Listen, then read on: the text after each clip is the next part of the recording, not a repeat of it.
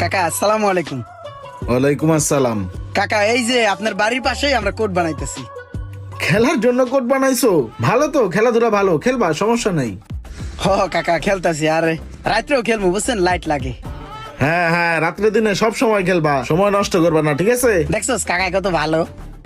কাকা ওই যে কারেন্টের লাইনটা আপনার বাসার তো নিমুনে, হ্যাঁ কার নিবি আমার বাড়িতে? হ্যাঁ, ফেসলে পেছুত নি তোর বাড়ির সম্পত্তি নেই যে তুই আমার বাড়িতে কারেন্ট নিবি? হ্যাঁ, কারণ কি মগের মূল্য নাকি? কয়টা বিলায় মাস শেষে হিসাব আছে? না আইলে এক করে দিবা, যাও। এবার হাত কাকায় মারে। কি খেলো নিতে আইছে?